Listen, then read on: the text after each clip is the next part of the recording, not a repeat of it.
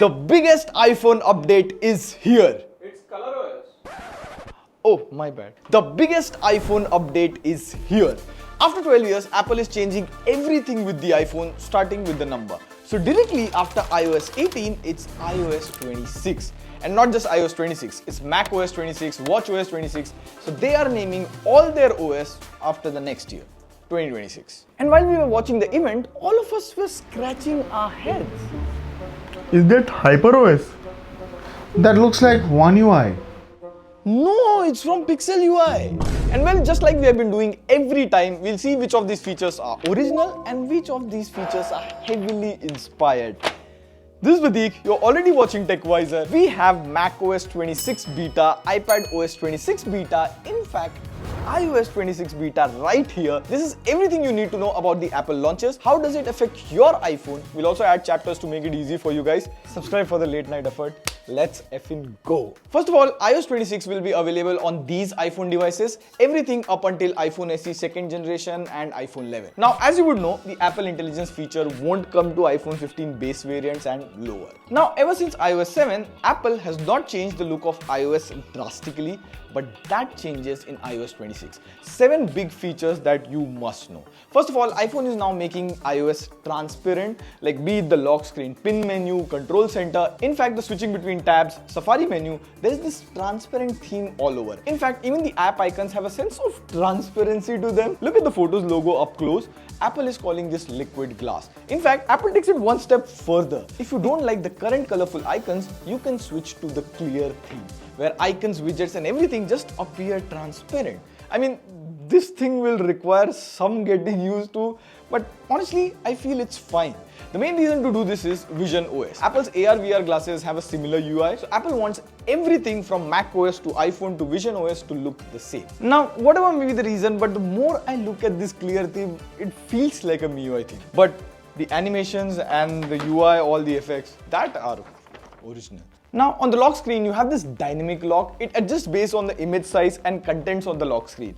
And you also get this spatial scene, so when you hit that, it creates a depth on the lock screen image and gives you that feel of a 3D wallpaper or parallax app.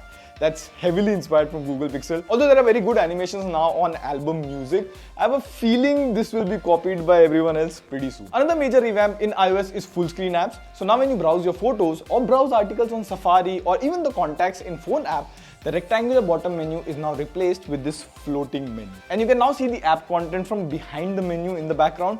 In fact, if you look at the curves on the menu, it matches the curve of the iPhone bezel, like crazy detail in design. The scrolling and app animation just feels so good.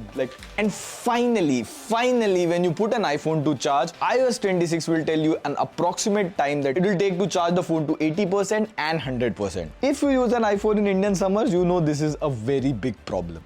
This is original and quite good. Another major change is now the camera app. Now, switching to mode, setting up exposure, blur, everything is at the bottom. Now, Apple is trying to make it easy to use the camera UI with one hand. The top menu to switch resolution and FPS is now floating. Overall, there's no mention of the addition of Pro modes. This looks like Pixel's camera app, but with that liquid glass theme, I mean, heavily inspired. Now, Apple didn't really use the word AI anywhere. They talked a lot about intelligence and carefully replaced AI with intelligence. So one big Apple Intelligence feature is visual intelligence. Now, whenever you take a screenshot, you will have the option to Google search it. So suppose you see a nice watch on Instagram, you take a screenshot and now you can directly search it on Google to get the buying link.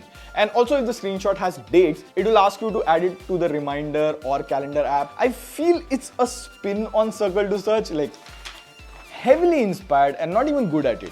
In fact, now you have to take 2 steps to save a screenshot, or you just have to disable the new visual intelligence altogether. The beauty of Circle to Search is that it's so seamless and fits within the UI. Another major change is the phone app. The entire UI of the phone app has changed. You'll see your favorite contacts with the name card on top. You will also see email summaries from the person in the phone app. But the feature that is important is call screening. It is built on top of live voicemail. So you go to phones, call filtering, enable call screening, and live voicemail. Now, if you get a call from an unknown number, your iPhone can now take that call for you, and it will ask for the name and pop up the response in form of text. So if that's your usual insurance or credit card call, you can reject it. Now this works in India, but it only supports the English language as of now. There's also hold assist. So if you're on a call with customer care and you're asked to hold on forever and ever and ever, you can now activate hold assist. It will hold the call for you in the background, while you can now use your iPhone in the foreground. Once the customer support guy comes online, the iPhone will send you a notification to get back to the call.